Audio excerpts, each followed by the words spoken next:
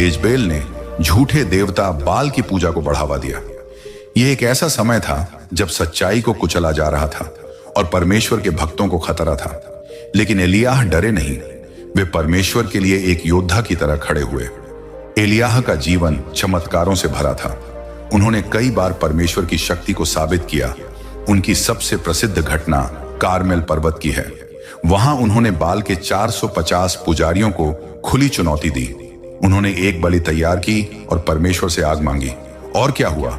आसमान से आग गिरी और यह साबित हो गया कि केवल इज़राइल का परमेश्वर ही सच्चा है। इस घटना ने पूरे इज़राइल को हिलाकर रख दिया।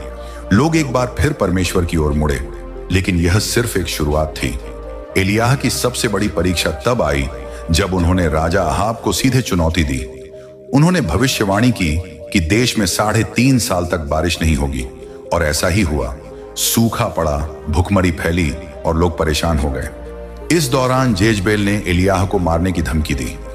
एक समय के लिए एलियाह को जंगल में भागकर छिपना पड़ा, लेकिन परमेश्वर ने उन्हें कभी अकेला नहीं छोड़ा। परमेश्वर ने कौवों के जरिए उन्हें खाना भेजा, उनकी रक्षा की और उन्हें और मजबूत किया। एलियाह की कहानी सिर्फ चमत्कारों की नहीं है, ये एक ऐसे इंसान की कहानी है जिसने सबसे मुश्किल हालात में भी अपने विश्वास को नहीं छोड़ा। उन्होंने न सिर्फ परमेश्वर की बात मानी, बल्कि लोगों को सही रास्ते पर लाने के लिए अपनी जान जोखिम में डाली। और फिर आया वह दिन जो बाइबल की सबसे चमत्कारी घटनाओं में से एक है। एलियाह अपने शिष्य एलीशा के साथ चल रहे थे। एलीशा को पहले से पता था कि यह उनके गुरु का आखिरी दिन है। वे गिलगाल से यरदन नदी की ओर बढ़ रहे थे।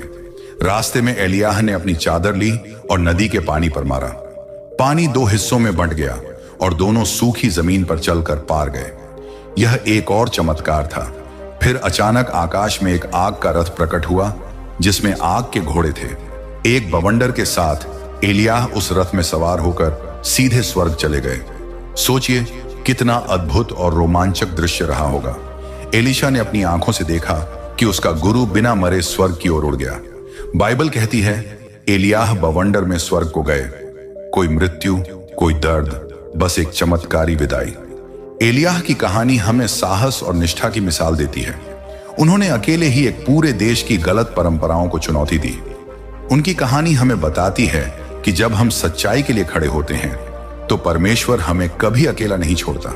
लेकिन सवाल यह है, क्या हम भी इतने साहसी हो सकते हैं?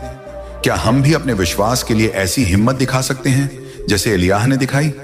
उनकी कहानी हमें यह भी याद दिलाती है कि परमेश्वर की शक्ति हमारी समझ से परे है।